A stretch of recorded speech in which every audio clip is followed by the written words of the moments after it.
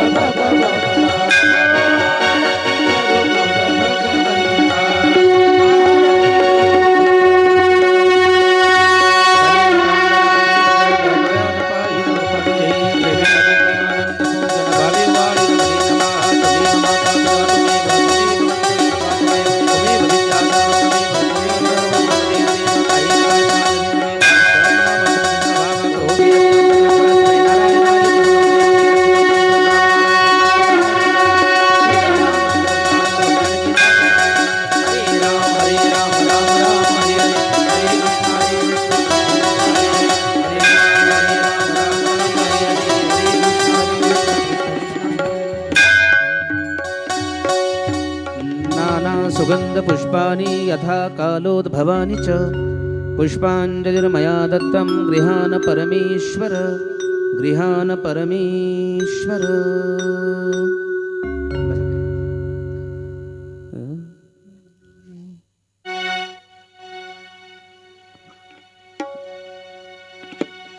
ध्येयं सदा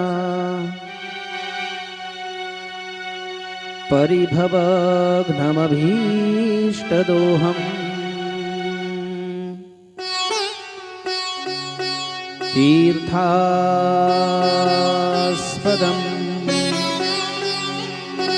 शिवविरञ्चनुतं शरण्यम् प्रत्यार्तिहम् प्रणतपालभवाब्धिपूतम् वन्दे महापुरुषते चरणारविन्दम्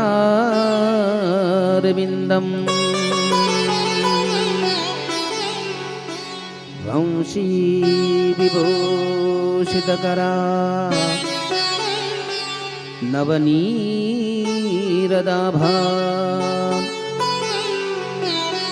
पीताम्बरादरुणबिम्बफलाधरोष्ठा पूर्णेन्दुसुन्दरमुखात् दरविन्दनेत्रात् कृष्णात् परं किमपि त्वमहं न जाने।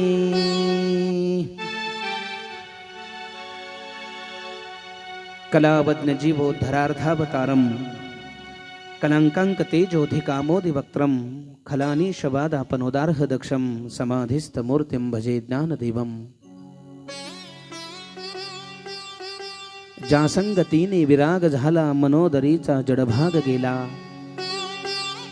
साक्षात परमात्मा मज भेटविला विसरू कसा मी गुरुपादुकाला। ज्या भावनेनं ज्या श्रद्धेनं ज्या निष्ठेनं आपण या ठिकाणी एकत्र आलात त्या भावनेला त्या श्रद्धेला त्या निष्ठेला या ठिकाणी आमचं नमन आहे। चालू असलेली श्रीमद भागवत कथा आणि आज प्रथम दिवसाची कथा आपल्याला श्रवण करायची आहे। हरिभक्त परायण रावसाहेब बाबासाहेब गवळी महाराज यांच्या पुण्यस्मरणानिमित्त गवळी परिवार आप्तेष्ट त्यांचा शिष्य परिवार समस्त ग्रामस्थ शहाजापूर पंचक्रोशीतील सर्व गावं आणि सर्व भक्त गण त्या सर्वांच्या सहकार्यानं सर्वांच्या प्रयासानं चालू असलेली ही अखंड सेवा आणि या अखंड सेवेची आज आपल्याला प्रथम दिवसाची सुरुवात करायची आहे।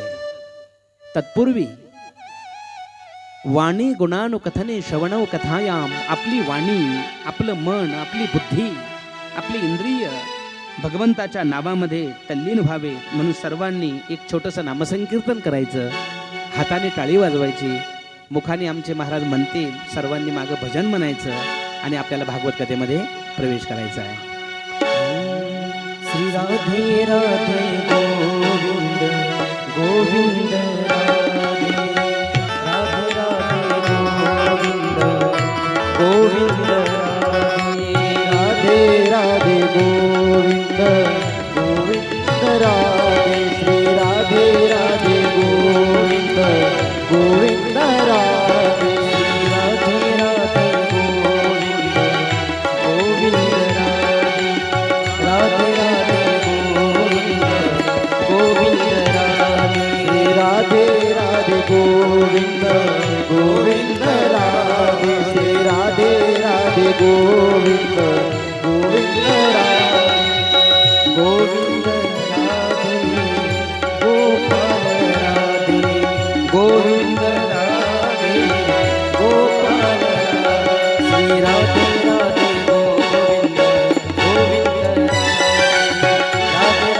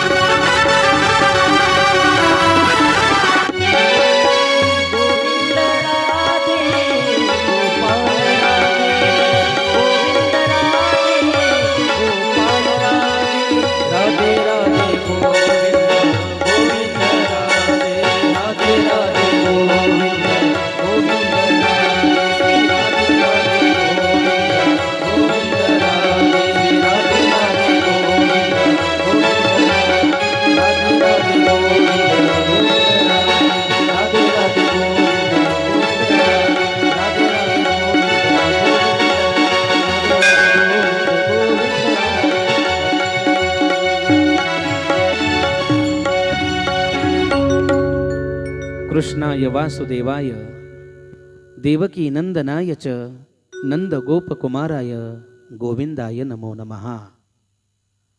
आज प्रथम दिवसाची कथा आपल्याला श्रवण करायची आहे. श्रीमद भागवत आणि श्रीमद भागवताचं महात्म्य एवढं व्यापक आहे. पहिला दिवस म्हटलं की भागवताचं महात्म्य काय आहे. ह्या भागवताचं महात्म्य, या भागवताची सुरुवात करत असताना श्री वेदव्यास सच्चिदानंद रूपाय विश्वोत्पत्त्यादिहेतवे तापत्रय विनाशाय श्रीकृष्णाय वयं नुमः. भगवंताचं जे स्वरूप आहे त्या स्वरूपाचं लक्षण या ठिकाणी सांगितलं जातं की भगवंत कसे आहे. सत चित आनंद. त्रिकाला बाध्यत्वम, तीनही कालामध्ये ज्याचा बाध होत नाही त्याला सत म्हणतात. चित्त म्हणजे आनंद, आनंद देणारं हे त्याचं स्वरूप आहे, सच्चिद आनंद. आणि विश्व उत्पत्तीला जे मुख्य कारण आहे, विश्वोत्पत्त्यादिहेतवे तापत्रय, आध्यात्मिक, अधिभौतिक आणि अधिदैविक तापाचा नाश करणारं असं हे श्रीमद भागवत आहे. आणि हे श्रीमद भागवत, या श्रीमद भागवतामध्ये सूत आणि शौनकादिकांचा संवाद आहे. अज्ञानध्वांत विध्वंस कोटी सूर्य समप्रभ सुताख्यायी कथासारम मम कर्णरसायनम. या भागवत कथेमध्ये शुक शौनकादिकांचा संवाद आहे. आणि ही श्रीमद भागवत कथा आपल्याला आज प्रथम दिवस आणि प्रथम दिवसाची कथा आपल्याला श्रवण करायची आहे. या ठिकाणी श्रीमद भागवताची कथा 7 दिवसाची जी सांगण्याची जी विधी आहे, ही विधी नारद महर्षींपासून सुरू झाली. लक्षात घ्या, नारद महर्षी या ठिकाणी एक दिवस सांगितलं की नारद महर्षी या पृथ्वी तलावर भ्रमण करत होते. आणि भ्रमण करत असताना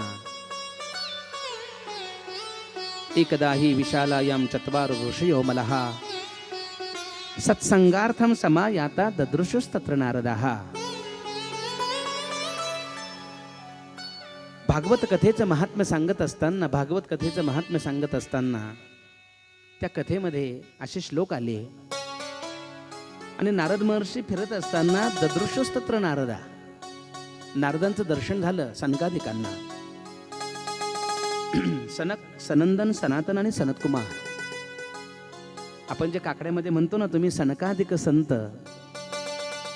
तुम्ही सनकादिक संत म्हणविता कृपावंत. ते सनक, सनंदन, सनातन आणि सनतकुमार यांचं व्यक्तिमत्व ऋषितुल्य होतं. आणि या सनकादिकांची आणि यांची भेट होते. आणि सनकादिकांची आणि नारदांची ज्यावेळेस भेट होते त्यावेळेस सनकादिकांनी नारदांना विचारलं, नारद, कथम ब्रह्मंदिन मुखा कुतश्चिंता तरोभवा त्वरितम गम्यते कुत्र कुतश्चा गमनम तव. तुम्ही आलात कुठून, करताय काय, आणि तुम्ही अशी चिंताग्रस्त का आहात. माणसाचं मुख पाहिलं, माणसाचा चेहरा पाहिला की माणूस समाधानी आहे की दुःखी आहे हे कळतं. लक्षात घ्या, अंतरीचे, अंतकरणामध्ये काय आहे ते स्वभावे बाहेरी.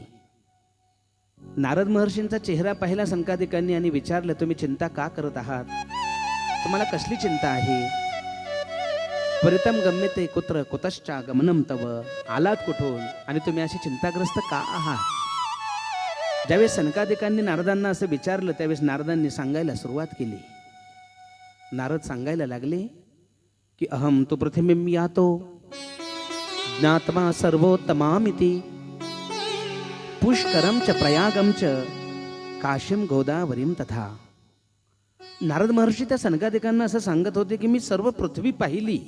अहम तु पृथ्वीं यातो ज्ञात्मा सर्वोत्तमामिति. पुष्कर, प्रयाग, काशी, गोदावरी सर्व पाहिलं. हरिक्षेत्रम, कुरुक्षेत्रम, श्रीरंगम, सेतुबंधनम एवमादिषु तीर्थेषु, सर्व ठिकाणी नारद महर्षी म्हटले मी गेलो, भागवताचं महात्म्य सांगायचं आहे. आणि सर्व ठिकाणी गेल्यानंतर नापश्य कुत्रचित धर्म मनः संतोष कारणम. नारद महर्षी असं म्हणू लागले संकादिकांना की मला कुठलेही मनाला समाधान वाटलं असं काही वाटलं नाही. लक्षात घ्या, धर्माचं पालन कुठे मला दिसलं नाही. ना अपश्य कुत्रचित धर्म मनः संतोष कारणम, मनाला समाधान होईल असं काही मला कुठं वाटलं नाही. त्या ठिकाणी असं म्हटले नारद महर्षी, सत्यम नास्ति तपः शौचम दया दानम न विद्यते. तप राहिलं नाही, शौच म्हणजे शुचिता नाही, मनाचं पावित्र्य नाही. सत्यम नास्ति तपः, कोणत्याही प्रकारचं तप पाहायला मिळालं नाही. न कायिक तप, न वाचिक तप, न मानसिक तप. काय म्हणजे शरीराचं सुद्धा एक तप असतं, वाणीचं तप असतं, मानसिक सुद्धा तप असतं. कुठेही मला हे तप पाहायला मिळालं नाही.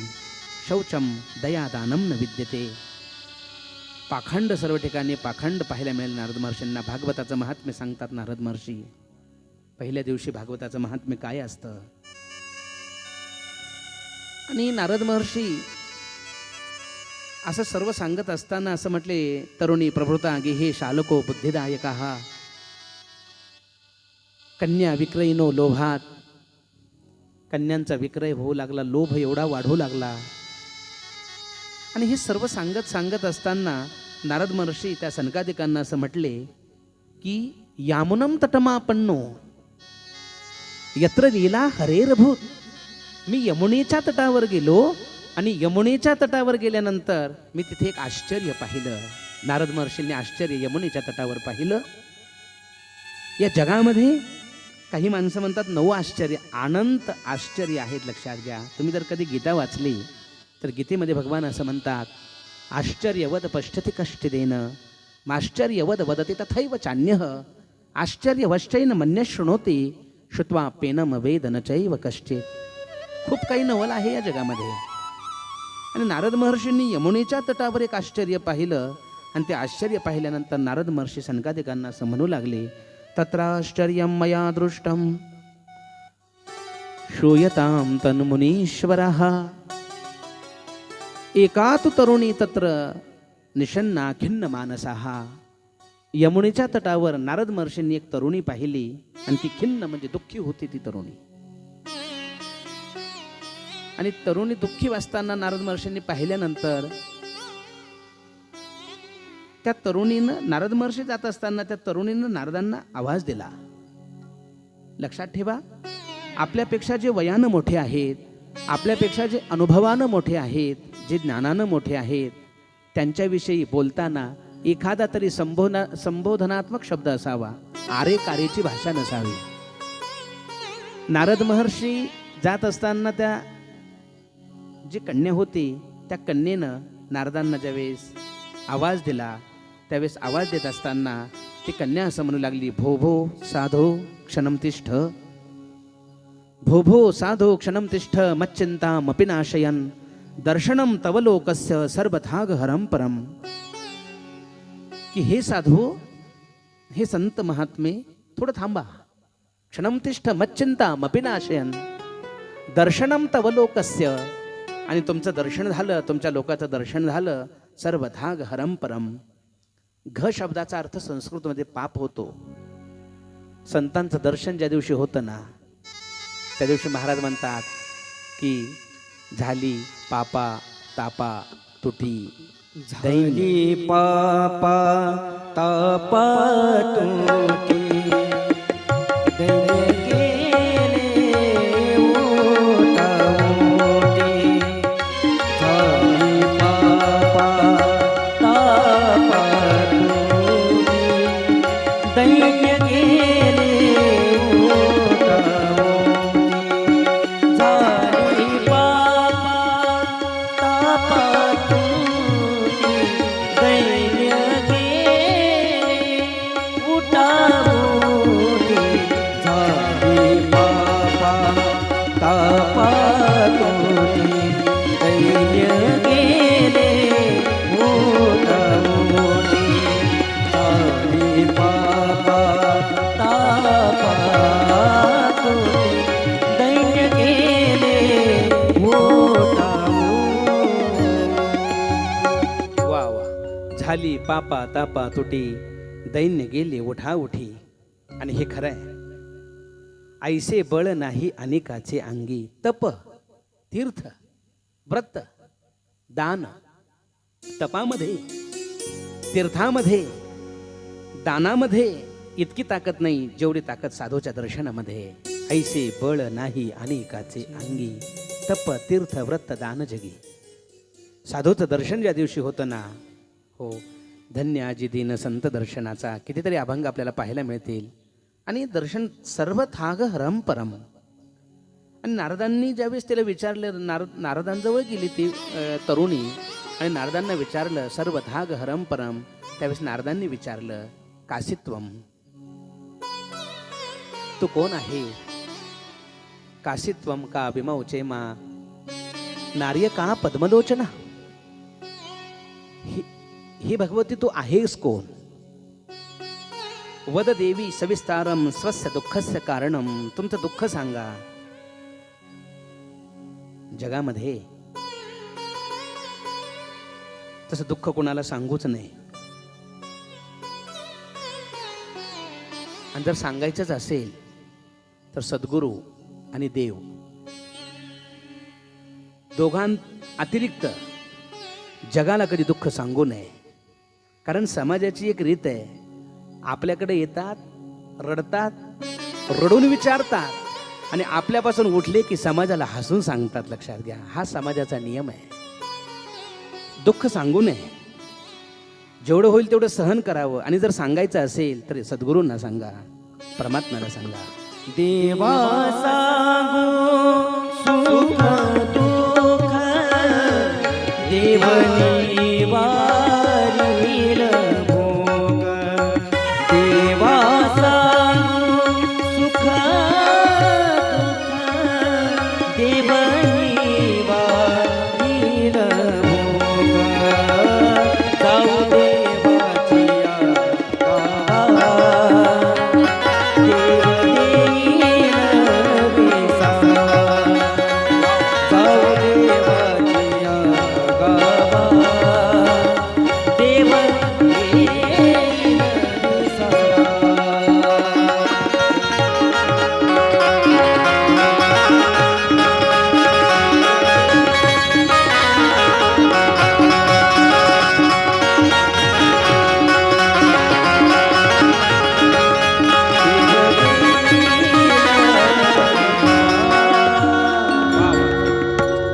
जाऊ देवाचिया गावा देव देईल विसा. देवाला सुख दुःख सांगा अथवा सद्गुरूंना. नारदांनी विचारलं वद देवी सविस्तारम स्वस्य दुःखस्य कारणम. त्यावेळेस त्या तरुणीनं सांगितलं अहम भक्तिरिते ख्याता इमो मे तनयो मतो. अहम भक्तिरिते ख्याता इमो मे तनयो मतो. ज्ञान वैराग्य नामानव काल योगेन जर्जरव. ती म्हटली मला भक्ती म्हणतात, मी भक्ती आहे. अहम भक्ती, मी भक्ती. अहम भक्ती रीती ख्याता इमौ. इदम शब्द, इदम शब्दाचं इमौ बनतं म्हणजे द्विवचन. म्हटली माझी ही दोन मुलं आहेत. पहिल्या मुलाचं नाव ज्ञान आहे आणि दुसऱ्या मुलाचं नाव वैराग्य आहे. इमौ मे तनयो मतो. तनय शब्द हा संस्कृत शब्द आहे, त्याचा अर्थ होतो मुलगा. तनय. इमौ मे तनयो मतो. एकाचं नाव ज्ञान आहे, एकाचं नाव वैराग्य आहे. आणि हे महर्षी काल योगेन जर्जरव. कली एवढा प्रभावशाली आहे. कलियुग फार प्रभावशाली आहे. त्या कलीच्या प्रभावानं ज्ञानही जर्जर झालं आणि वैराग्यही जर्जर झालं. म्हणजे वृद्धत्व, ज्ञानाला वृद्धत्व प्राप्त झालं आणि वैराग्याला वृद्धत्व प्राप्त झालं. म्हणजे म्हातारे ज्ञान आणि वैराग्य यांना नवयौवन नाही, यांना वृद्धत्व प्राप्त झालेले आहे. आणि मला मात्र यमुनेच्या तटावर आल्यानंतर तारुण्य प्राप्त झालं, नवयौवन प्राप्त झालं. आणि हे माझं मोठं दुःख आहे की माझी मुलं वृद्ध आहेत आणि मी मात्र तरुण आहे. तर हे महर्षी, माझ्या मुलांना यौवन प्राप्त झालं पाहिजे, माझ्या मुलांना नवतारुण्य प्राप्त झालं पाहिजे, असा तुम्ही काहीतरी उपाय सांगा. त्यावेळेस नारद महर्षींनी त्या ठिकाणी भरपूर प्रयत्न केले. वेद वेदांत घोषश्च गीता पाठैर मुहुर्मुहु ज्ञानम प्रबोध्यताम रे शीघ्रम वैराग्य प्रबोध्यताम. नारद महर्षींनी अनेक प्रयत्न केले. वेदांताचं पठण केलं, उपनिषदाचं पठण केलं, परंतु न ज्ञानाला वैराग्य प्राप्त, म्हणजे ज्ञानाला यौवन प्राप्त झालं, न वैराग्याला यौवन प्राप्त झालं. आणि नारद महर्षी खिन्न अवस्थेनं संपूर्ण पृथ्वीवर फिरत होते. तेवढ्यामध्ये आकाशवाणी झाली, बेवमामी व्योमवाणी तदय भूमना.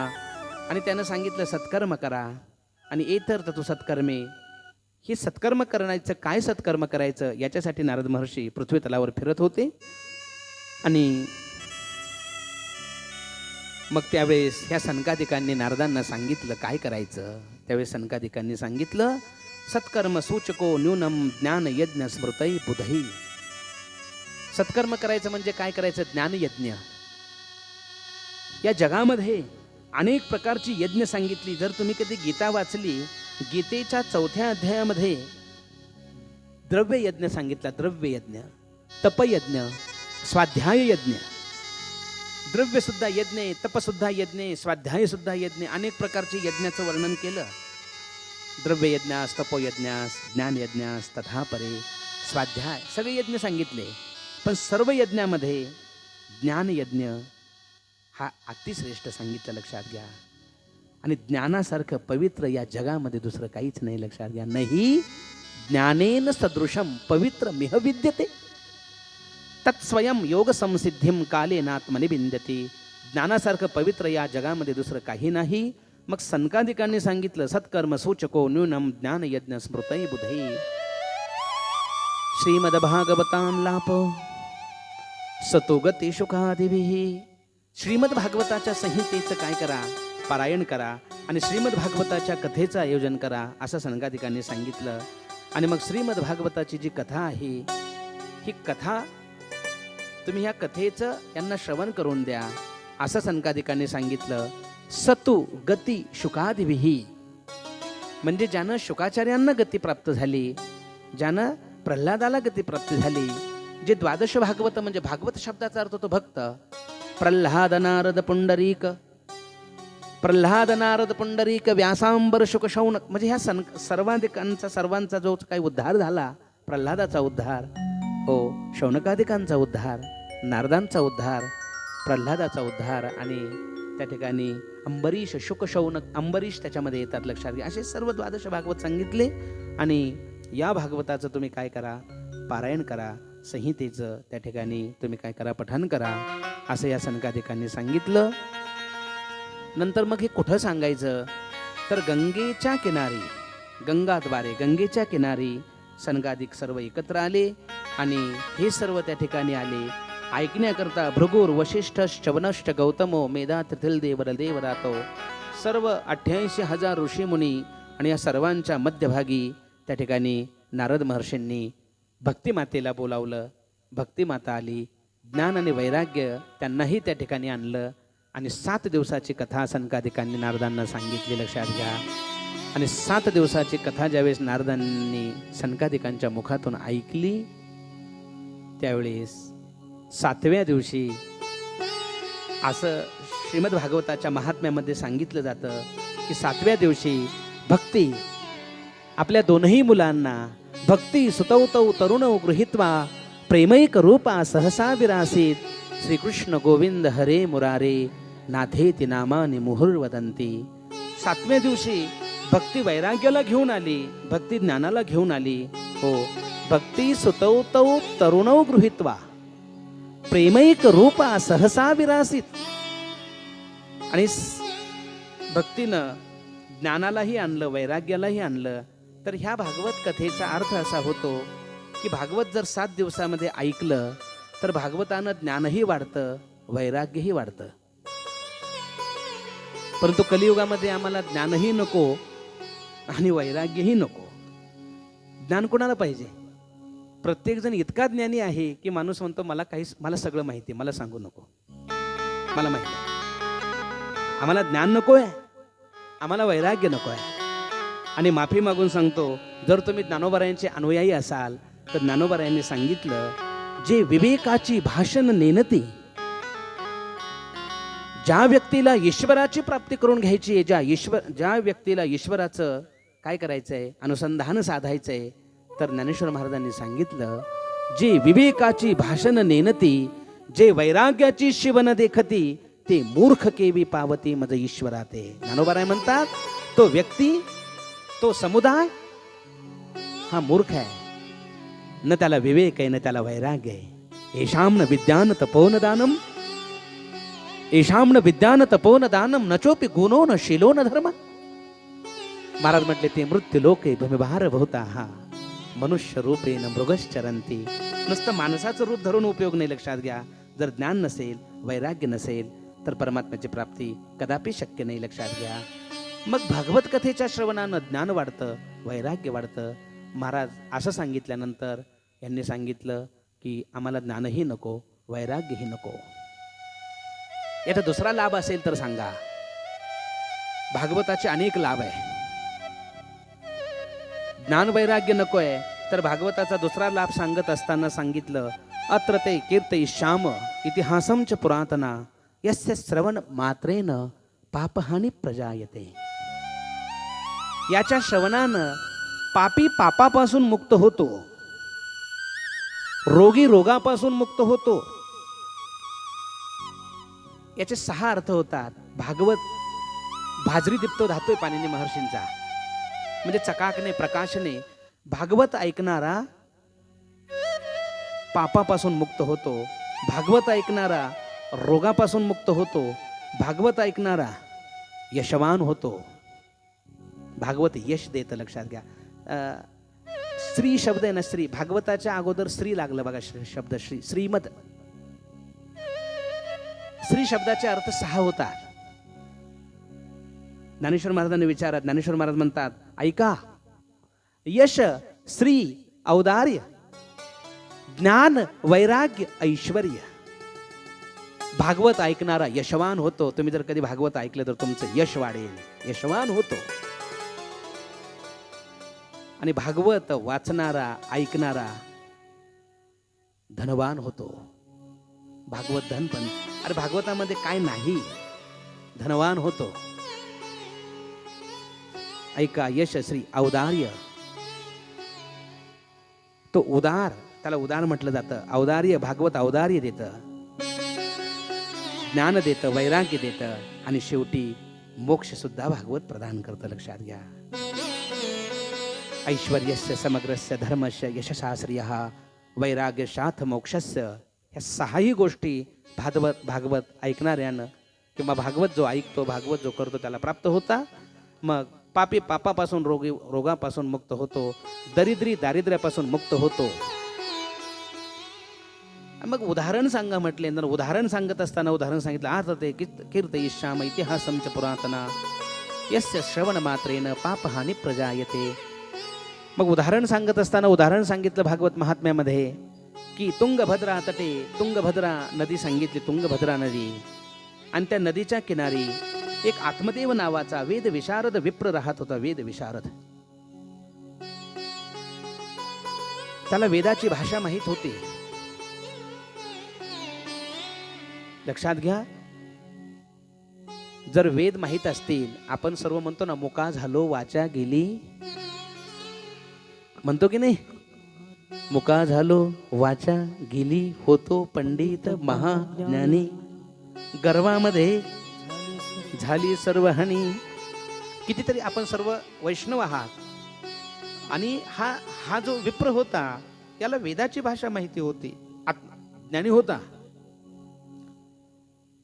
ज्ञानी होता. लक्षात घ्या. पण पत्नी जी होती, याची पत्नी फार काही चांगली नव्हती. पत्नी कशी असावी शास्त्रानं सांगितलं. कार्येषु मंत्री कार्येषु मंत्री करणेषु दासी भोजेषु माता. तिचे काही लक्षणं सांगितली शास्त्रानं. पत्नी कार्यामध्ये तिनं मंत्र्यासारखं, कार्येषु मंत्री करणेषु दासी. भोजन घालताना तिनं मातेसारखं भोजन घातलं पाहिजे. तिच्याकडे क्षमा नावाचा गुण असला पाहिजे. क्षमया धरित्री. धरित्री म्हणजे जी पृथ्वी आहे ना, त्या पृथ्वीसारखी तिच्याकडे क्षमा असली पाहिजे. हे काही नव्हतं हिच्याकडे. भोजन घालताना शत्रू जरी असेल तर भोजन घालताना कधी वाद करू नये. आणि आपल्या घरामध्ये दिवसभर वेळ मिळत नाही, भोजन करतानाच म्हणजे मी माफी मागून सांगतो, अरे भोजन करताना तू का बोलतोयस, त्याला खाऊ दे. जी काही कडकड कडकड कडकड असेल ती नुसती आपली भोजन करतानाच कडकडे. लक्षात घ्या. दिवसभर एकमेकांचे तोंड काही हे बघत नाही, बघायला वेळच कुणाला आहे. कार्येषु मंत्री करणेषु भोजेषु माता. आत्मदेव, आत्मदेवाची जी पत्नी होती त्या पत्नीचं नाव होतं धुंदुली. काही नव्हतं, एकही गुण चांगला नव्हता. आणि लोकांचं जास्त ऐकत जाऊ नका. लोक वार्ता ही भागवतामध्ये, भागवत महात्म्यामध्ये असे श्लोक आले की लोकांचं ऐकणारी होती. लोक चांगलं कधी सांगतच नसतात. लक्षात घ्या. ऐकावे जनाचे. पुढचं तुम्हाला माहिती, मी म्हणत नाही, तुम्ही माझ्यापेक्षा जास्त हुशार आहे. लोक का आपल्या हिताचं सांगणार आहेत का? नाही नाही नाही नाही. लोक वार्ता, लोकांची वार्ता लोक ऐकणारी होती. आणि कृपण होती. कलहप्रिया, कृपण होते. फार काही चांगले गुण नव्हते. एकदास द्विज त्याला म्हटलं जातं. ब्राह्मण, क्षत्रिय, वैश्य ह्या 3 वर्णांना द्विज म्हटलं जातं. शास्त्रामध्ये सांगितलं ब्राह्मण, क्षत्रिय आणि वैश्य. द्विज त्याला याच्यासाठी म्हटलं जातं की यांचा जन्म 2दा होतो. एकदा आईच्या उदरातून जन्म होतो आणि एकदा गुरुनं उपदेश केला. एकदा का यज्ञोपवीत संस्कार केला. या 3ही वर्णांना यज्ञोपवीत संस्कार करण्याचा अधिकार वेदानं दिलेला आहे. जोपर्यंत यज्ञोपवीत संस्कार होत नाही तोपर्यंत वेदामध्ये त्या व्यक्तीचा अधिकार प्राप्त होत नाही. शास्त्रामध्ये त्याची प्रवृत्ती होत नाही. शास्त्रानं सांगितलं जी प्रवृत्ती पाहिजे. हो, शास्त्रानं सांगितलं अंतःकरण चतुष्टय, विवेक, वैराग्य, समाधी, षट संपत्तीनं साधक युक्त असला पाहिजे. न विवेक आहे, न वैराग्य, न समाधी, षट काहीच नाही. आणि कशाच्या वेदांतामध्ये याची प्रवृत्ती होते. याला वेदाचं अक्षर पण कळणार नाही, याला वेदाचे मंत्र पण कळणार नाही. त्याची प्रवृत्ती त्याच्यामध्ये झाली पाहिजे, त्याचा अधिकार त्याच्यामध्ये प्राप्त झाला पाहिजे. द्विज हा विप्र एकदा अरण्यामध्ये गेला. आणि एकदा अरण्यामध्ये गेल्यानंतर एक असं तळं होतं. तळाग शब्द संस्कृत आहे, त्याचा अर्थ होतो तळ्याच्या किनारी तो बसला. एक वृक्ष होता, त्या वृक्षाच्या खाली तो बसला. पण त्याचं भाग्य चांगलं होतं. कधी कधी भाग्य असावं लागतं. लक्षात घ्या बरं. भाग्यम फलति सर्वत्र नच विद्या नच पौरुषम. भाग्य फलीभूत होत असतं. लक्षात घ्या. विद्या आणि पौरुष काही कामाचं नाही. या जगामध्ये विद्या असणारी भरपूर माणसं आहेत. पौरुष म्हणजे पुरुषार्थ करणारी माणसं भरपूर आहेत. पण भाग्य नाही. काही काही गोष्टी दैवामध्ये असाव्या लागतात, संचितामध्ये असाव्या लागतात. लक्षात घ्या. दैवामध्ये याचं भाग्य चांगलं होतं. ज्या झाडाखाली बसला, ज्या तळ्याच्या किनारी बसला, ज्या झाडाखाली बसला, तेथे एका सत्पुरुषाचं येणं झालं. भाग्योदयेन बहुजन्म समर्जितेन, भाग्योदयेन बहुजन्म समर्जितेन सत्संगमं च लभते पुरुषो यदा वै अज्ञान हेतु कृत मोह मदांधकार. भाग्य त्याचं उदयाला आलं. एका सत्पुरुषाचं येणं झालं. आणि सत्पुरुषाने त्याला विचारलं, किम, काय दुःख आहे? प्रवीणे विप्र दुःखम पूर्व पापेन संचितम. काय दुःख आहे म्हटले. आता याचं दुःख भरपूर होतं. याला दुःख भरपूर होतं. मदिया पूर्वजा असते ना, याचं दुःख भरपूर होतं. लक्षात घ्या. याला दुःख भरपूर होतं. याला काय काय दुःख सांगू म्हटले. किम किम, काय काय सांगू म्हटले. दुःख भरपूर होतं. लक्षात घ्या. काय काय दुःख सांगू म्हटले. पूर्व पापेन संचितम.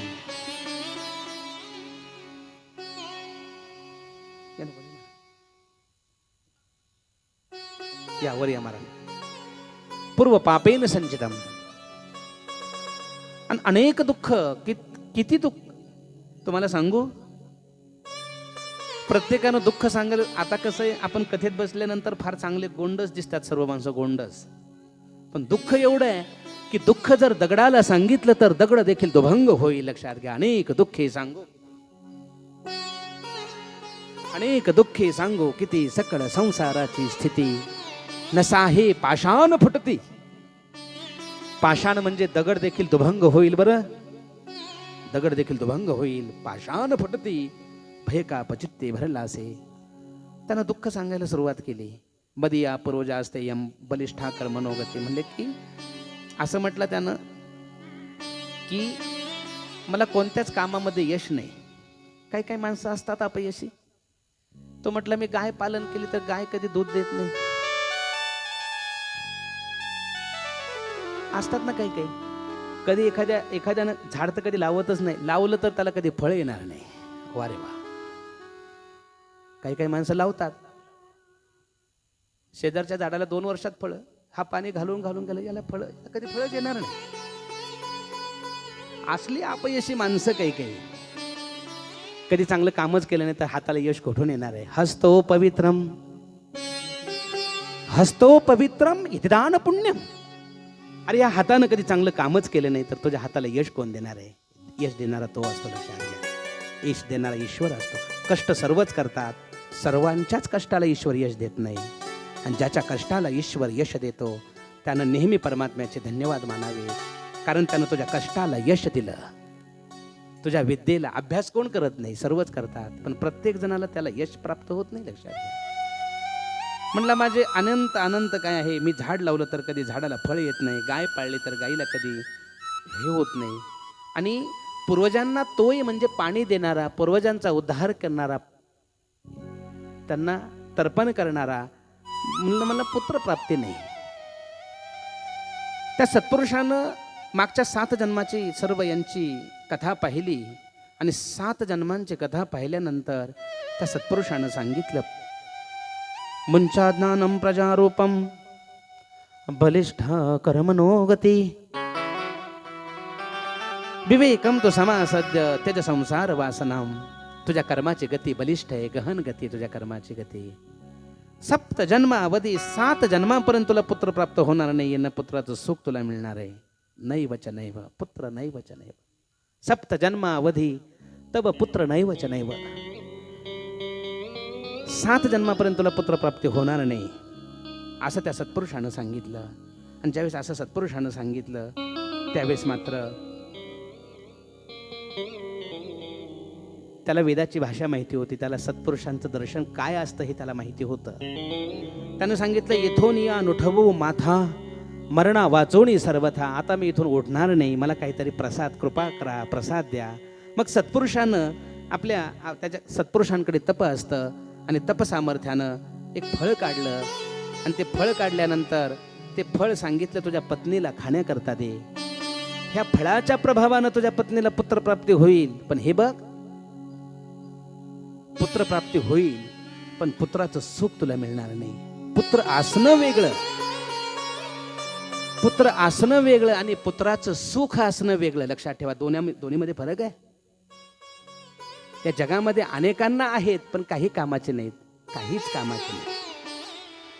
अरे म्हटले पुत्रप्राप्ती होईल परंतु पुत्राचं सुख तुला 7 जन्मावधी, तुला 7 जन्मापर्यंत हे होणार नाही. पण त्याला आनंद झाला. ते फळ घेऊन हा घरी आला. आणि घरी आल्यानंतर त्या ठिकाणी आपली जी पत्नी होती त्या पत्नीला ते फळ खाण्याकरता दिलं. धुंदुली तिचं नाव होतं. धुंदुलीनं ते फळ खाल्लं नाही. कारण तिच्या ज्या मैत्रिणी होत्या, आपण ज्या संघामध्ये राहतो तो संघ सुद्धा चांगला असला पाहिजे. लक्षात ठेवा. म्हणून गीतेनं सांगितलं निर्माण मोहा जितसंग दोषा. निर्माण मोहा जितसंग दोषा अध्यात्म नित्य नृत्य कामाहा. ज्या संघामध्ये राहतो तो संघ जिंकता आला पाहिजे. ज्या संघामध्ये आपण वास्तव्य करतो तो संघ सुद्धा आपल्याला जिंकता आला पाहिजे. तिच्या ज्या मैत्रिणी होत्या, तिच्या ज्या सहचारिणी होत्या, त्यांनी विचार केला हे फळ जर आपण हिला खायला दिलं, खाऊ दिलं तर ह्या फळाच्या प्रभावानं हिला असा तत्पुरुष जन्माला येईल, ज्ञानी जन्माला येईल, यती जन्माला येईल आणि आयुष्यभर या कुटुंबाची आपल्याला सेवाच करावी लागेल. काय उपयोग आहे म्हटले आपल्याला, यांचं एवढं धन आहे आणि ह्या धनाचा आपल्याला उपयोग काय होणार. मग त्यांनी सर्वांनी, त्या ज्या मैत्रिणी होत्या त्यांनी सर्वांनी सांगितलं फलभक्षेन गर्भस्यात्.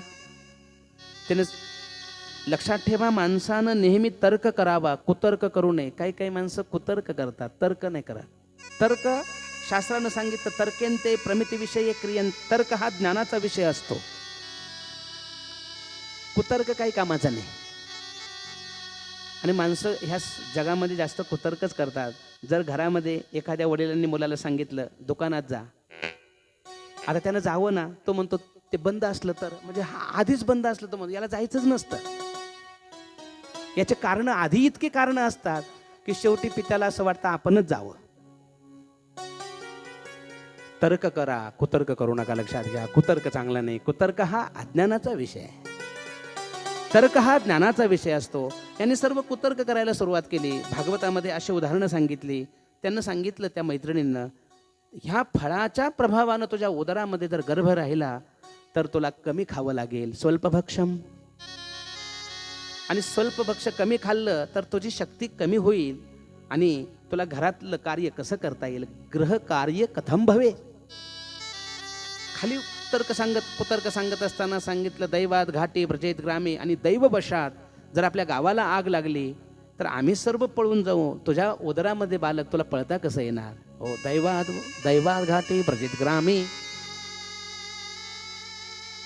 पलायत गर्भिणी कथम, तुला पळता येणार नाही. आणि असे सर्व कुतर्क. प्रसूतस्तु उदाहरणम, खूप सांगितले. लालने पालने दुःखम, लालन करण्यामध्ये दुःख, पालन करण्यामध्ये दुःख. प्रसूतायाश्च वर्तते, प्रसूताची जी काही आहे त्याच्यामध्ये दुःख आहे. आणि एवं कुतर्क योगेनं, ते फळ काही ह्या मैत्रिणींनी त्या धुंदुलीला खाऊ दिलं नाही, खाल्लं नाही, खाऊ दिलं नाही.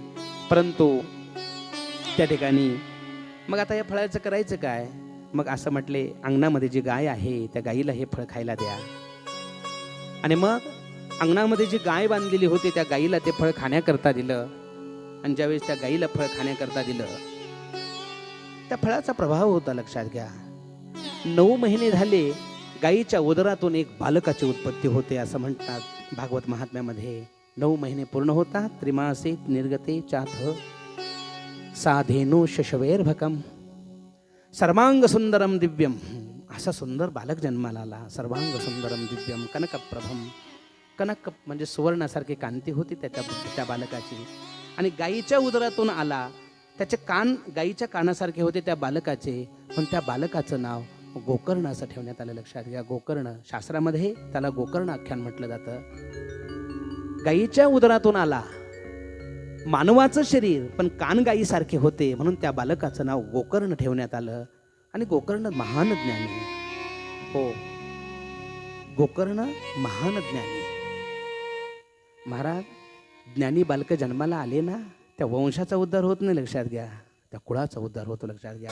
आणि शास्त्रानं सांगितलं, परमात्मा त्या फक्त कुटुंबाला आयुष्य देत नाही, परमात्मा त्या कुळाला आयुष्य देतात. अकल्प आयुष्य अकल्पायुष्य भावे तया कुळा. हो, अकल्पायुष्य भावे तया कुळा. माझिया सगळा हरीच्या दासा, माझिया सगळा हरीच्या दासा, माझिया सगळा हरीच्या दासा, माझिया सगळा हरीच्या दासा. कल्पनेची बाधा हो कोणी काय. हो, कल्पनेची बाधा हो कोणी काय.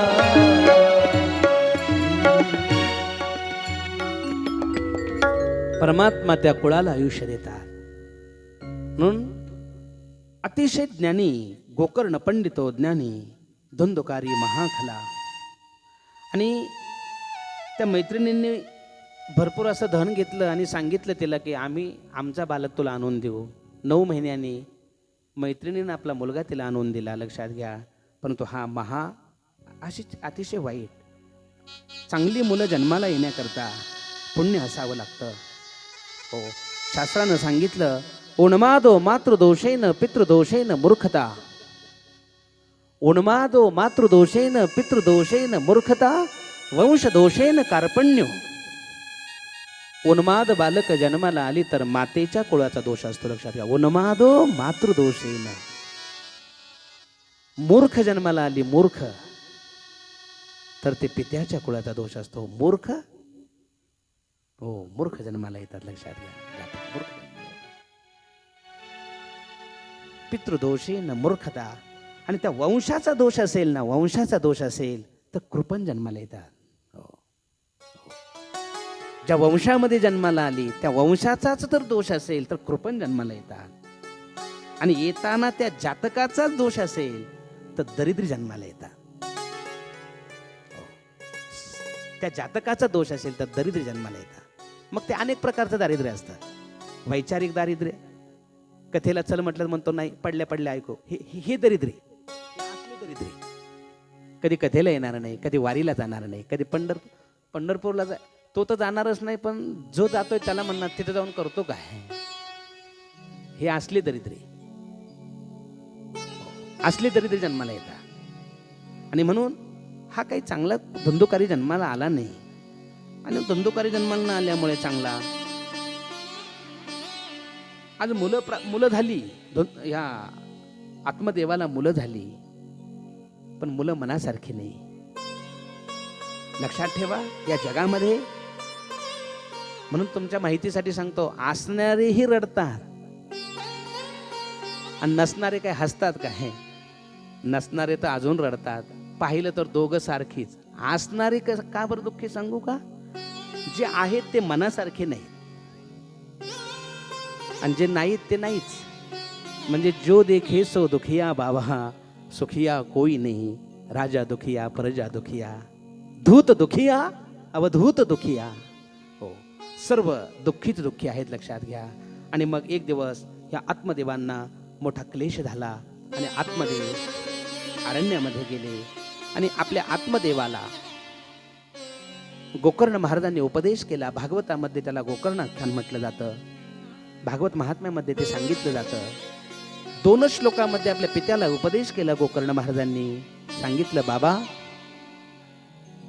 देहे स्थिमांस हृदये भीमतिम त्यजत्वम, जाया सुता दिशु सदा ममता विमुच्य, पश्यन् निशं जगदिदं क्षणभंग निष्ठं, वैराग्य राग रसिको भवभक्तिनिष्ठ. बाबा, देहे स्थिमांस हृदये भीमतिम त्यजत्व. या देहाविषयी जी आसक्ती आहे ती काय धरू नका. या देहामध्ये रक्त मांस मज्जा, ह्या देहामध्ये काहीच चांगलं नाही, लक्षात घ्या. देहे स्थिमांस हृदये भीमतिम त्यजत्वम. ह्या देहाविषयी जी आसक्ती आहे ही धारण करू नका. हा देह नश्वर आहे, जाणार आहे. या देहामध्ये कोणतीच गोष्ट चांगली नाहीये. ह्या देहाला जर चांगली संगती असेल, या देहाला जर चांगले विचार असतील, नाहीतर या देहामध्ये काय चांगले, लक्षात घ्या. हो, शरीर विटाळाचे आळे, पतन शरीराच्यामुळे शरीर काळे व्यापिले. सर्व ह्या शरीरामध्ये मांस मज्जा रक्त हे सर्व असं शरीर, याच्यामध्ये तुम्ही आसक्ती धारण धरू नका बाबा. भीमतिम त्यजत्वम, जाया सुता दिशु सदा ममता विमुच्य. जाया नाम पत्नी, सुत नाम मुलं, हो, यांच्याविषयी जास्त आसक्ती धारण धरू नका. हो, हे मागच्या जन्मामध्ये तुमची नव्हती, या जन्मामध्ये किती संगती, पुढच्या जन्मामध्ये ही तुमची राहणार नाहीत, लक्षात घ्या. जाया सुता दिशु सदा ममता विमुच्य, पश्यन् निशम जगदिदम क्षणभंग निष्ठ. हे क्षणभंगूर आहे.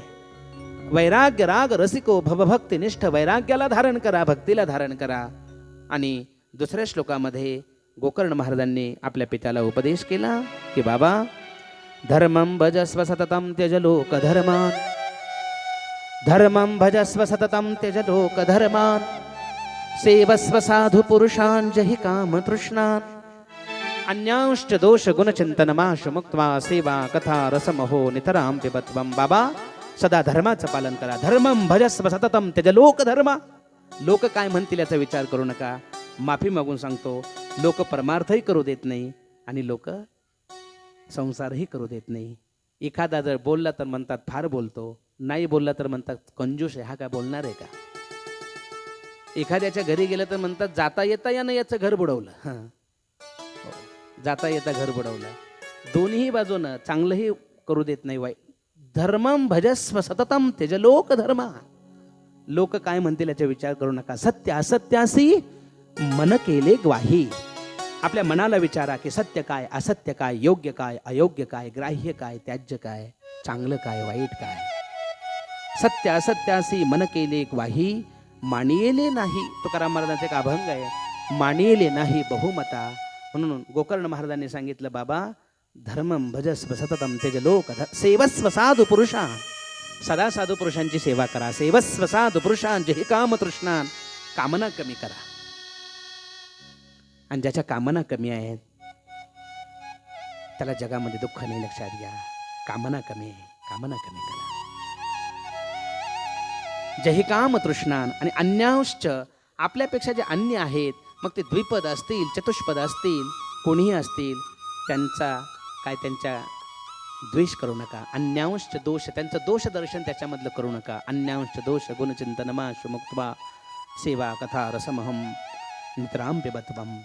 आणि 2 श्लोकामध्ये आपल्या पित्याला गोकर्ण महाराजांनी उपदेश केला. भागवतामध्ये त्याला गोकर्ण आख्यान म्हणतात. आणि पित्याचा उद्धार झाला. हा धुंदुकारी महान वाईट निघाला. धुंदुकारी, याला वाईट व्यसन लागली. लक्षात घ्या. आणि व्यसन येताना एकटं कधीच येत नाही. लक्षात घ्या, ते अनेकांना घेऊन येत असतं. लक्षात घ्या, याला अनेक व्यसनं लागली. मग याला शब्द, स्पर्श, रूप, रस, गंध ह्या सर्व विषयांचा याला छंद लागला. आणि एकदा का विषयांचा छंद लागला तर महाराजांनी सांगितलं, विषयाच्या चरवणी केली आयुष्याची गाळणी. मग जिथे विषयांची अपूर्तता होते तिथे माणूस खोटं बोलतो. लक्षात घ्या, माणसाला खोटं बोलावंसं वाटत नाही. या जगामध्ये कोणालाच वाटत नाही आपण खोटं बोलावं. शास्त्राचं मत सांगतो, कोणाला आवडतं खोटं बोलणं? आवडत नाही. पण करणार काय?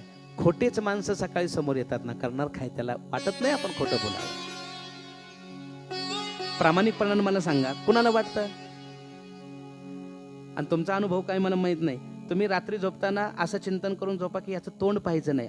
असं चिंतन करा की ह्या व्यक्तीचं आपल्याला सकाळी परत आयुष्यात तोंड पाहायचं नाही. सकाळी दरवाजा वाजवायलाच ते वाजतो. उठा म्हणतो, उठा. आता काय करणार तुम्ही?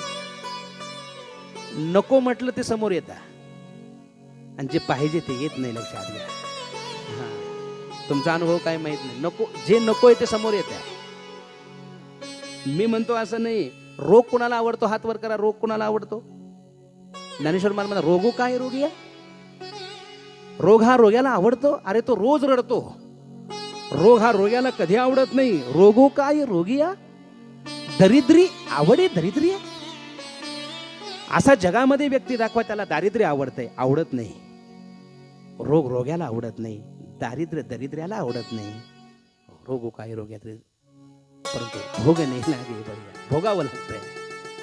भोगणे लागे बळिया अदृष्ट. पण ते लिहिलंय ते भोगावं लागतंय. लक्षात घ्या. त्याला काय करणार आहे? असं शास्त्रानं सांगितलं. असं आवडत नाही, कुणालाहीच आवडत नाही. लक्षात घ्या. म्हणून याला अनेक छंद लागले. ह्या धुंदुकारीला यानं चोरी करायला सुरुवात केली. कामनांची पूर्ती होत नाही म्हणून यानं चोरी करायला सुरुवात केली. आणि याने एक दिवस राजवाड्यामध्ये चोरी केली. भागवतामध्ये अनेक उदाहरणं आले, परंतु वेळेची मर्यादा आपल्याला पाहिली पाहिजे. एक दिवस यानं राजवाड्यामध्ये चोरी केली ह्या धुंदुकारीनं. आणि राजाचे सैन्य मागं लागले. मग ह्या सर्व जे शब्द, स्पर्श, रूप, रस, गंध यांनी सर्वांनी याला भागवतामध्ये, भागवत महात्म्यामध्ये असे शब्द आले. काही काही शब्द सांगता येत नाही. त्याला वयाची मर्यादा असते. त्याला लक्षात घ्या. वक्त्यानं काय सांगावं याची मर्यादा ह्या साधू संतांनी घालून दिलेली आहे. लक्षात घ्या. वक्त्यानं काय सांगावं, भक्ती, ज्ञान किंवा वैराग्य यांना सोडून इतरा गोष्टी न विवराव्या. जेणे करुणी अंतकरणामध्ये भगवंताची मूर्ती प्रगट होईल आणि साधू संतांची किंवा त्यांच्याविषयी चांगली भावना होईल असं वक्त्यानं याचा नियम आहे, लक्षात घ्या. अशी मर्यादा सांगून ठेवलेली साधू संतांनी. मग यांनी सर्वांनी ह्या धुंदुकारीला बांधलं आणि त्याच्या तोंडामध्ये विस्तव अग्नी तप्तांगार समूहाश्च. श्रीमद भागवतामध्ये, भागवत महात्म्यामध्ये श्री शौनकादिक असं सांगतात की तप्तांगार समूहाश्च तन्मुखे हि विचिक्षुपु अग्निज्वालाति दुःखेन व्याकुलम निधनम गताः. आणि त्याच्या तोंडामध्ये तप्त अंगार म्हणजे कोळसा, जो आपण कोळसा माहिती आहे ना, लाल, तो कोळसा त्याच्या अंगार विस्तव त्याच्या तोंडामध्ये घातला आणि त्याचा मृत्यू झाला. मृत्यू फार काही चांगला झाला नाही, लक्षात घ्या. आणि निधनम गतः. आणि मग गोकर्ण महाराज एक दिवस संध्यावंदना करण्याकरता गोकर्ण महाराज बसले होते. तर संध्यावंदना करत असताना गोकर्ण महाराज तिथे बसले असताना एक दिवस हा कशाच्या रूपानं चांगला मृत्यू हा चांगला असावा. प्रामाणिकपणानं सांगतो, मृत्यू बदलता येत नाही, परंतु मृत्यू सुधारता येतो. की आपला मृत्यू कसा असला पाहिजे आणि मृत्यू कसा असावा हे भागवत शिकवतं, लक्षात घ्या. हे भागवत सांगतं की आपला मृत्यू कसा असावा. जगणं जर गीता शिकवत असेल तर मृत्यू कसा असावा हे भागवत शिकवतं. मृत्यू बदलता जरी येत नसेल तर तुम्हाला मी म्हणजे असे संतांची वाणी आहे, तुम्हाला 100% मृत्यू हा सुधारता येतो की आपला मृत्यू कसा असला पाहिजे. आणि म्हणून याचा मृत्यू चांगला झाला नाही म्हणून याला गती चांगली मिळाली नाही, लक्षात घ्या. हा कधी हत्तीच्या रूपानं यायचा, कधी पक्षाच्या रूपानं यायचा, कधी कशाच्या रूपानं, कधी कशाच्या रूपानं यायचा. याला योनी प्रेत योनी मिळाली. प्रेत योनी ही अतिशय दुःखदायी आहे, लक्षात घ्या. चांगली योनी याला मिळाली नाही, लक्षात घ्या.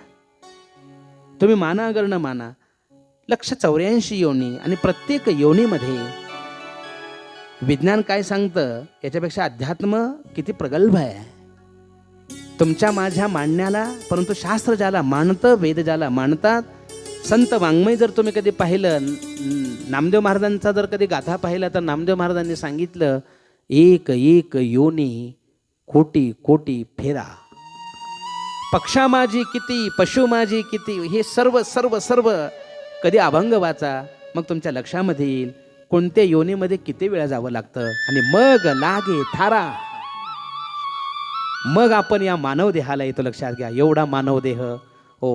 आणि मानव देह जर भारतामध्ये मिळाला ना, हा जर मानव देह भारतखंडामध्ये मिळाला तर सांगतात, गायंती देवा किलगीत कानी, गायंती देवा किलगीत कानी, धन्यास्तु ते भारत भूमी भागे.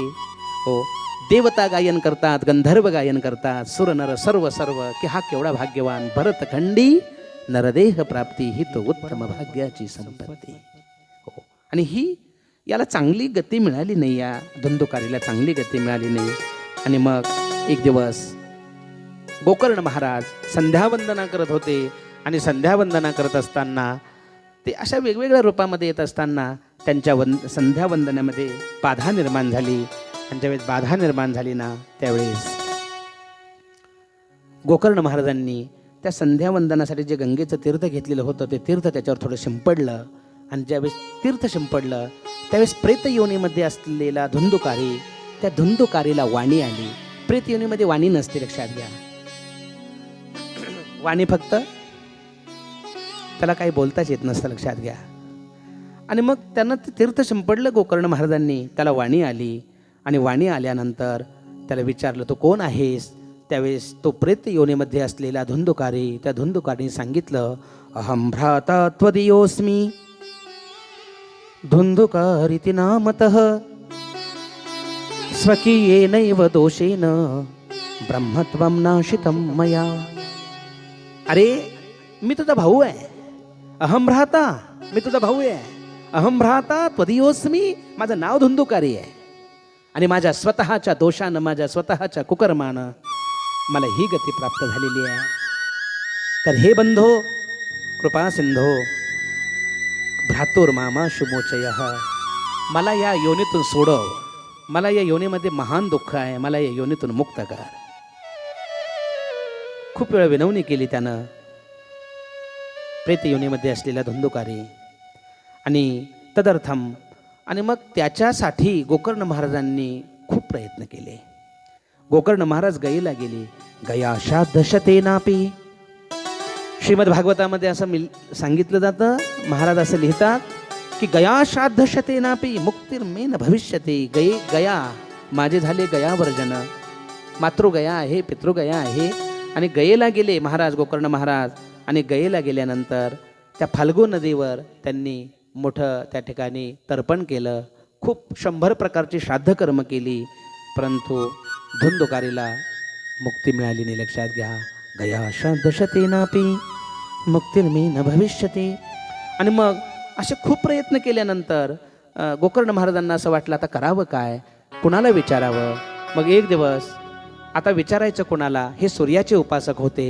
आणि म्हटले आता हा जो प्रत्यक्ष देवता सूर्यदेवता, आणि संध्यावंदना करायला गेल्यानंतर सूर्याला अर्घ्य देण्याकरता गेल्यानंतर गोकर्ण महाराजांनी साक्षात सूर्यनारायणाला विचारलं. सूर्यनारायणाला विचारत असताना सांगितलं, तुभ्यं नमो जगत्साक्षीन्,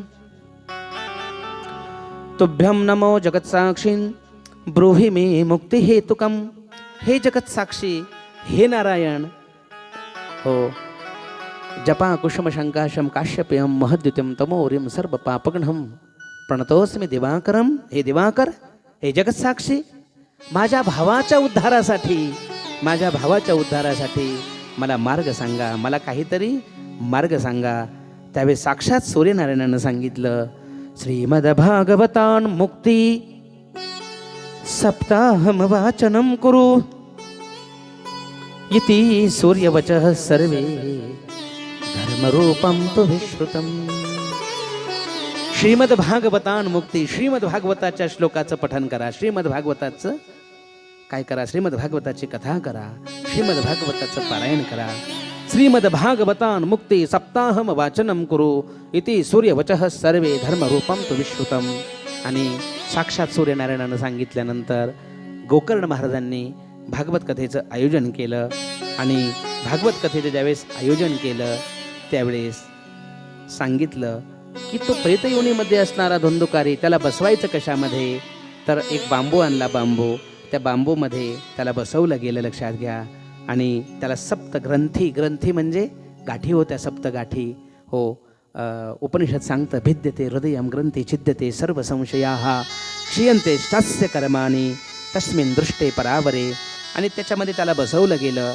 आणि सांगणारे कसे असावेत, ऐकणारे कसे असावेत, श्रोता कसा असावा, वक्ता कसा असावा, याचं सर्व लक्षण या भागवतामध्ये सांगितलेलं आहे. श्रोता शतेषु जायते शूरा सहस्रेषु च पंडिताः. वक्ता दशसहस्रेषु. वक्ता कसा असला पाहिजे, भागवतामध्ये शास्त्रामध्ये सांगितलं की भागवताचा वक्ता हा विप्र असावा. नुसता विप्र चालत नाही, तो अधीत म्हणजे तो त्याला वेदांताचं त्यानं पठन केलेलं असावं, शास्त्राचं अध्ययन केलेलं असावं. मुख्य वक्ता भागवताचे वक्ते श्री शुकाचार्य. आणि त्या शुकाचार्यांचा त्या ठिकाणी सांगत असताना तो वक्ता त्या पद्धतीचा असला पाहिजे. लक्षात, कोणाची वाणी फलीभूत होत, कलियुगामध्ये वाणी का फलीभूत होत नाही, याचे कारण आहेत. लक्षात घ्या. जुम्हा दग्धा पराण्येनं हस्तो दग्धा परिग्रहान. जेव्हा आपली दग्ध झाली दुसऱ्याचं खाऊन खाऊन खाऊन खाऊन, जुम्हा आपली दग्ध होऊन गेली, काही नाही, काहीच नाही. लक्षात घ्या. जुम्हा दग्धा पराण्येन हस्तो दग्धा परिग्रहात. हाताचं तप गेलं, वाणीचं तप गेलं. फलीभूत उपदेश कुणाचा होतो, त्याचा फळी उपदेश. शिष्याची जो नेघे सेवा, शिष्याची जो नेघे सेवा मानी देवा सारिखी. त्याचा उपदेश फलीभूत होतो, त्याची वाणी फलीभूत होते.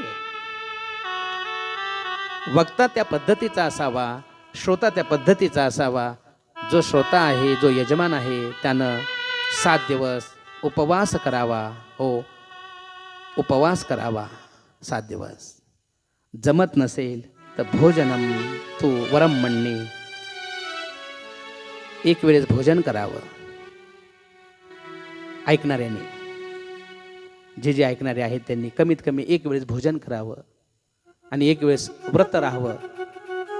आणि तेही जमत नसेल तर कथेत येऊन आले आणि खात बसले तरी चालेल, पण ऐकत राहा. काही ना तेही जमत नसेल तर काही नाही, पण ऐका. पण त्याचा नियम आहे, भोजन तो वरम म्हणणे कथा श्रवणकारकम. ही भागवती वार्ता, ही भागवती कथा. आणि मग कसे कसे होते सांगितलं. प्रल्हादस्तालधारी तरतया शोद्धव कंसधारी वीणाधारी सुरर्षेश्वर कुशलतया राग करता अर्जुनोर्भूत इंद्रो वादी मृदुंग जय जय सुकुमारा कीर्तने ते कुमारा. आणि अशी ही श्रीमद भागवताची वार्ता. आणि ही भागवताची वार्ता आपल्याला श्रवण करायची आहे. आणि भागवत महात्म्य आपण थोडक्यात पाहिलेलं आहे.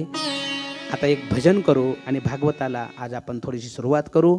नंतरची कथा आपण उद्या सुंदर पाहणार आहोत. एक भजन महाराज म्हणतील सर्वांनी टाळी वाजवायची, भजनाचा आनंद घ्यायचा आणि थोडीशी प्रथम स्कंदाची थोडीशी सुरुवात करायची. आणि मर्यादित वेळेमध्ये आपली कथा संपणार आहे. या ठिकाणी एक भजन होईल आणि भागवत कथेतील प्रथम स्कंदाला आज सुरुवात करायची. पहिलं फक्त महात्म्य असतं आणि आता प्रथम स्कंदामध्ये आपल्याला प्रवेश करायचा आहे. तत्पूर्वी हाताने टाळी वाजवायची, मुखाने गोड असं भगवंताचं नामचिंतन करायचं आणि आपल्याला कथेमध्ये प्रवेश करायचा आहे. भजन म्हणा मला. विठ्ठल माझा माझा माझा माझा माझा विठ्ठल माझा मी विठ्ठलाचा. विठ्ठल माझा माझा माझा माझा माझा विठ्ठल माझा मी विठ्ठलाचा.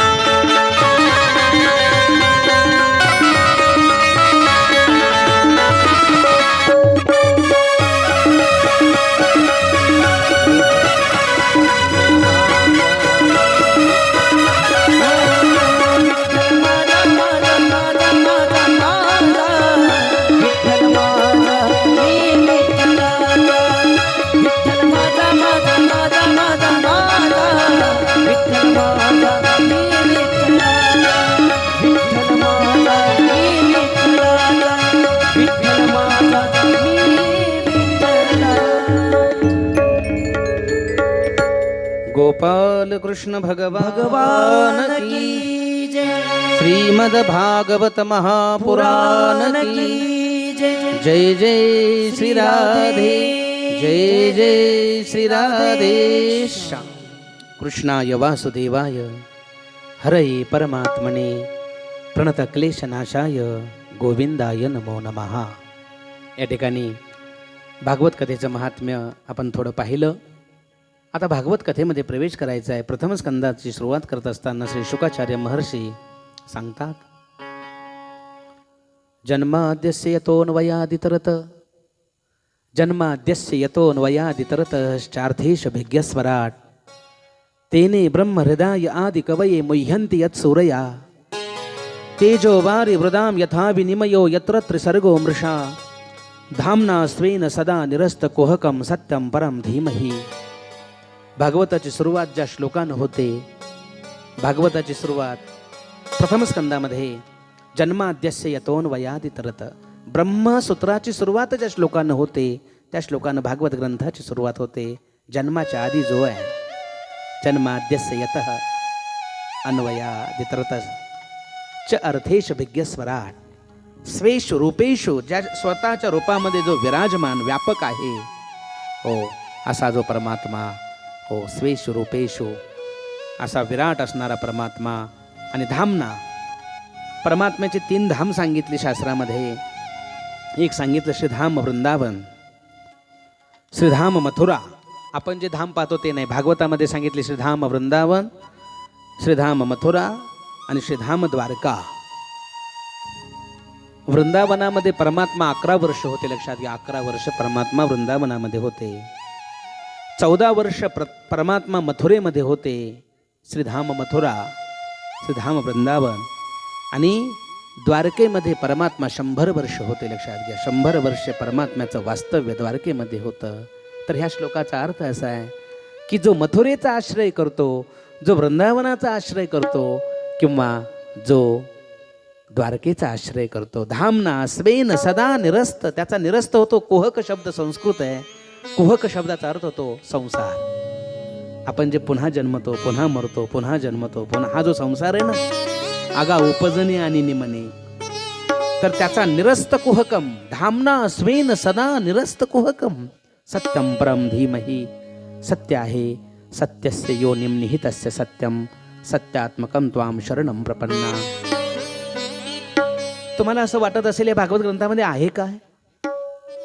एवढा भागवत ग्रंथ तुम्ही सांगता, तर याच्यामध्ये असं आहे, धर्म प्रौंझित कैतवोत्र परमो निर्मत्सराणाम सताम वेद्यम वास्तवमस्तवस्तुमुदं तापोत्रयं मूलनम श्रीमद्भागवते महामुनिकृते किमु वा परैरीश्वरः.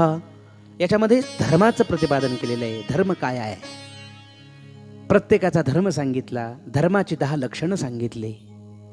आणि प्रामाणिकपणानं सांगतो, जी माणसं धर्माचं रक्षण करतात, धर्म त्याच व्यक्तीचं रक्षण करतो. धर्मो रक्षते सरक्षितः. आणि अजून जो काळ येणार आहे ना 10 वर्षानंतर, इतका भयानक काळ येणार आहे, जर धर्माचं पालन नसेल तर त्या व्यक्तीचं रक्षण होऊ शकत नाही. लक्षात घ्या, होणारच नाही. जी माणसं धर्माचं रक्षण करतील, जी माणसं धर्माचं आचरण करतील, तीच माणसं फक्त राहिली जातील. लक्षात घ्या, धर्म रक्षते सरक्षितः. आणि धर्माचं लक्षण सांगितलं, धर्माची 10 लक्षणं सांगितली भागवतामध्ये. आणि त्या धर्माचं पालन करणं कशा पद्धतीने, धर्म प्रोंझित कैत निर्मत्सराणा. कोणता धर्म सांगितला? निर्मत्सर. ऐकाजी तुम्ही भक्त भागवत, कराल ते हित सत्य करा. कोणाही जीवाचा न घडो वर्म सर्वेश्वर पूजनाचे. विष्णुमय जग, वैष्णवांचा धर्म. विष्णुमय जग सांगितलं आपलं, आणि वैष्णवांचा तो धर्म आहे. लक्षात घ्या, हे सांगितलं याच्यामध्ये. आणि काय आहे भागवत, तर सांगत असा, निगम कल्प तरोर गलम फलम. निगम म्हणजे वेदाचं परिपक्व फळ म्हणजे श्रीमद भागवत आहे. ज्याला विद्येची काय असेल, खूप विद्वान असं कोणाला वाटत असेल, त्यानं भागवतामध्ये त्यानं अध्ययन करावं. भागवतामध्ये विद्वानाची परीक्षा असते. लक्षात घ्या, हा भागवत ग्रंथ असा आहे, हो एवढा याच्यामध्ये ज्ञान आहे की निगम म्हणजे वेदाचं परिपक्व फळ म्हणजे श्रीमद भागवत आहे. वेद निगम कल्प तरोर गलितम फलम शुकमुखा द्रवसंयुतम. आणि शुकाचार्यांचं मुख याला लागलेलं आहे. शुकमुखा द्रवसंयुतम. हो, शुक म्हणजे पोपट. पोपट त्याच फळाला स्पर्श करतो जे फळ गोड असतं. लक्षात घ्या, तो कोणत्याही फळाला स्पर्श करत नाही. लक्षात घ्या, शुक. हो, शुकमुखा द्रवसंयुतम पिबत भागवतम रसमालयम. आणि ह्या भागवताचं सदा रसपान केलं पाहिजे. काही माणसं म्हणतात आम्ही मागच्या वर्षी ऐकली, आता ह्या वर्षी काय ऐकायचंय? अरे हे श्लोक आहे, इथं वक्ता ह्या श्लोकाचे अर्थ असे असतात. हो, ह्या श्लोकाचे अर्थ एका वक्त्यानं सांगून चालत नाही. याच्यामध्ये जो अर्थ ज्या वक्त्याला समजतो तो अर्थ सांगितला जातो. लक्षात घ्या, इथं 9 प्रकारचे रस आहेत. नवरसी भरवी सागरू. नवरसी भरवी सागरो करवी उचित रत्नांचे आगरो भावार्थाचे गिरीवरू निभजबी माये. याच्यामध्ये काय नाही, तुम्हाला कोणता रस पाहिजे तो रस याच्यामध्ये आहे, लक्षात घ्या. म्हणून याचं सदा पालन केलं पाहिजे. सदा याचं पिबत भागवतम रसमालय मुहुरहो पुन्हा पुन्हा. हो, पिबत भागवतम रसमालय मुहुरहो. परंतु करणारा रसिक असला पाहिजे बरं, त्याला रसाचं ज्ञान असलं पाहिजे. नाही तर घरातील माता सुगरण आहे, सुंदर जेवण बनवते, पण खाणाऱ्याला त्याच्या जिभेला चव नाही, तर बनवणाऱ्याचं काय दोष आहे त्याच्यामध्ये, लक्षात घ्या. घरामध्ये सुंदर पदार्थ बनवले पण याला ते पदार्थ आवडत नाही, कारण याला बाहेरचे पदार्थ खाऊन खाऊन याच्या तोंडाची अशी चव बिघडलेली, याला घरातले पदार्थ चांगले लागतच नाही. लागतात का? घरातला चहा आवडतो का? प्रामाणिक मला आता इथं कथेत सांगू नका, हॉटेलचा चहा आवडतो, त्याला कारण आहे, त्याला 100 जणांचं तोंड लागलेलं असतं, लक्षात घ्या. घरातलं कसं आवडणार आपल्याला? नाही आवडत घरातलं, कारण रसाचं ज्ञान नाही राहिलं, लक्षात घ्या. रसाचं ज्ञान असलं पाहिजे ना. आहार विहार याचं एक नियोजन सांगितलं आपल्या धर्मग्रंथानं, शास्त्रानं सांगितलं, ते आम्हाला आवडत नाही ना. तो रसज्ञ असला पाहिजे, त्याला रसाचं ज्ञान असलं पाहिजे. नाहीतर महाराज म्हटले सुगरणी आणि उदार आहे. उदार आहे, घरातली माता उदार आहे, सुगरण आहे, पण जेवणाऱ्याला जर कळत नाही, रसज्ञ नाही, त्याला काय, त्याला उपयोग काय त्याचा? हो, त्याला नाही त्याचा उपयोग होत, लक्षात घ्या. त्याला त्याचा उपयोग होण्याकरता, म्हणून तुम्ही जर गीता कधी वाचली, अत्तराची किंमत कोणाला कळते माहित आहे? अत्तराची किंमत त्या व्यक्तीला कळते ज्याला अत्तराचं मूल्य कळतं, लक्षात घ्या. अत्तराची किंमत प्रत्येकाला कळत नाही, लक्षात घ्या. त्या व्यक्तीला ते मूल्य कळतं. तर तुम्ही जर गीता कधी वाचली तर तुम्हाला मी याच्यावर रसिका भुवी भावुका, भगवंतानं जे गुह्य असणारं ज्ञान जे मातेला सांगितलं नाही, जे पित्याला सांगितलं नाही, जेन संगेसी माता देवकीसी, म्हणजे ज्या मातेनं जन्म दिला त्या मातेला ज्यानं सांगितलं नाही, जेन संगेसी माता देवकीसी जेन संगेसी पिता वसुदेवासी, वसुदेवाला सांगितलं नाही. बंधू बळीभद्र त्याला सांगितलं नाही. अरे एवढंच काय, लक्ष्मीनं सर्वस्व समर्पण केलं. लक्ष्मी एवढी जवळीक तीन देखे या प्रेमाचे सुख, त्या लक्ष्मीला सुद्धा सांगितलं नाही, पण ते ज्ञान सांगितलं अर्जुनाला. हो, अर्जुनाला सांगितलं बरं. आणि संपूर्ण ज्ञान सांगितल्यानंतर शेवटच्या श्लोकामध्ये अर्जुनाला सांगितलं, अर्जुना मी तुला एवढं गुह्य असणारं ज्ञान सांगितलं, तू याचं महत्व, तू हे ज्ञान कोणालाही सांगत बसू. आपण काय करतो माहिती का, कथा ऐकतो आणि कथा त्या माणसाला जाऊन सांगतो ज्याला याच्यात रस नाही, तो आपलीच निंदा करतो, म्हणतो कशाला गेलता का त्याला. अरे आशाला सांगू नका, जिथे तुमचा आनंद कमी होईल आशाला सांगू नका, ज्याला त्याच्याविषयी प्रेम आहे त्याला सांगा, लक्षात घ्या. अर्जुनाला सांगितलं, अर्जुना इदंते ना तपस्काय ना भक्ताय ना कदाचन. जर तपस्वी नसेल तर त्याला हे सांगू नको, भक्त नसेल तर त्याला सांगू नको. हो, ना भक्त आहे न चा शुश्रूषवे, ज्याच्या अंतःकरणामध्ये ईर्ष्या आहे, ज्याच्या अंतःकरणामध्ये असूया आहे, त्याला काय समजणार आहे? त्याला हे समजणार नाही. इदंते ना तपस्काय ना भक्ताय कदाचन न चा शुश्रूषवे वाच्यम न च माम योऽभ्यसूयते. त्याला काय कळणार आहे, लक्षात घ्या. याला रसज्ञ असावा लागतो, रसाचा ज्ञाता असावा लागतो, लक्षात घ्या. म्हणून भागवत सांगत असताना त्या ठिकाणी सांगितलं गेलं की रसिका भुविभावुका, तो भाविक असला पाहिजे, त्याच्या अंतःकरणामध्ये भावना असली पाहिजे. आणि ही श्रीमद भागवत कथा अशा पद्धतीची आहे. आणि या भागवतामध्ये काय आहे माहीत आहे, या भागवतामध्ये शौनकादिकांनी 6 प्रश्न विचारलेले आहेत. 6 प्रश्न आहे आणि 6 प्रश्नाचं उत्तर 2-2 स्कंदामध्ये दिलेलं आहे. ह्या भागवत, स्कंद शब्दाचा अर्थ तो विभाग. ह्या भागवताचे 12 विभाग आहे, त्याला स्कंद म्हटलं जातं संस्कृतमध्ये, म्हणजे याचे 12 विभाग आहे. आणि प्रत्येक विभागाला एक नाव आहे. आणि 12 याचे भाग असल्यामुळे 12 स्कंद ह्या भागवतामध्ये आहेत. आणि एका स्कंदामध्ये एका प्रश्नाचं उत्तर दिलेलं आहे.